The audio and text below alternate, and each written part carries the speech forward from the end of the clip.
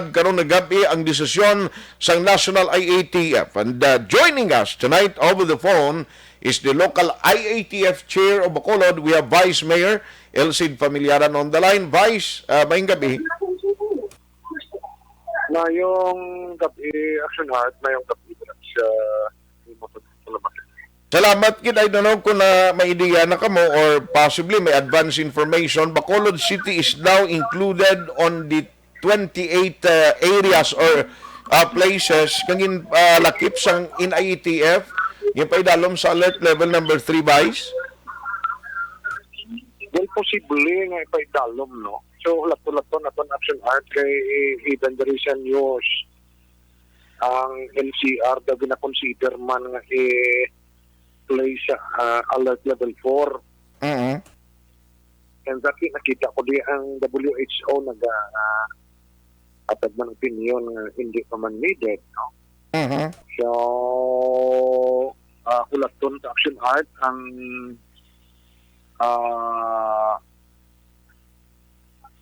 EO upon hard copy. Okay. Kaya kung kaya may mga announcements na or press releases, interviews na may changes pa.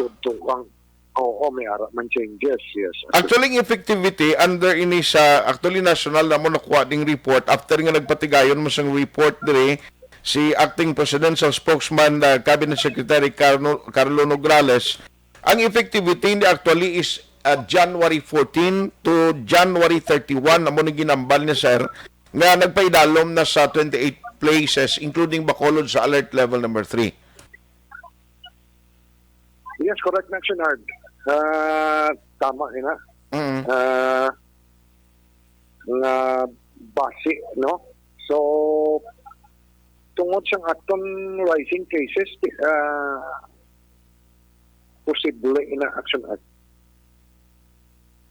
Yes. So may mga pagkambyo ni Vice dayon sa sa mga regulations diri and amo nang ekspektaron naton sa EO nga ipapanaog ni Mayor Bing, Vice. Yes, correct na siya Action Heart, but ulaton naton ang official announcement. Okay. Ulaton taman ang EO nga ipapanaog ni Mayor Bing. Aha. Kay ang nagwaho nga record naton for today, guro mo ni kay inang nabaton yung man 79 cases actually na record sa Bacolod gali for today. Yes, karon naman 60 ang ready sa records ta. Okay. So, tomorrow naman yung magwa. Sus. 79 daw 80 na yesterday na ano kasi nagsala ko sa 79. Okay. So amo na siya. So anyway, ini panibag-o ning challenge naman sa aton starting kung mayara na gid man sa hard copy kamo mabaton umpisa January 14 to 31 medyo ipit-ipit naman ni anay mga regulation diri sa Bacolod City. Well, kung mag-level 3 siya, may mga negosyo nga maapektuhan Action Heart, may mga pumuluyo kitang maapektuhan. Okay. So, hulaton na lang natin, guro, kay si Ma'am M, hindi pa siya available, siguro basi ka meeting sila ni Mayor Bing after na baton ni nila ang ining advisory. Yes, correct na siya. Pero sir, based sa inyo sining monitoring, na naman, ini siya may tendency sa inyo paglantaw nga aside from 66 siling mo nga o 60, tonight nga record nga most probably buwas mo ang record 69 kahapon. Anong main reason gid sinaman amo pa to nagligad ang holiday or extended pa ni nga mga pagtililipon sang tawo kag linat nanay? Well, amo ato ang post-holiday season Action Heart na 2 weeks ang aton monitoring and observation. Mm-hmm. Ang isa sang akon balang nga na-notice sa aton cases. Mm-hmm. Nakadamo siyang mga 90% siguro asymptomatic. Okay. So nga na swab to sila tungod nga may close contact to sila sa positive patient. Now kung amo na ang aton result sang swab test nga mga almost 90% ang asymptomatic, ang akon da iyang conclusion action art sa kadamo siyang pumuluyo tanga positive only that ka asymptomatic. Tungod action art nga vaccinated. Okay.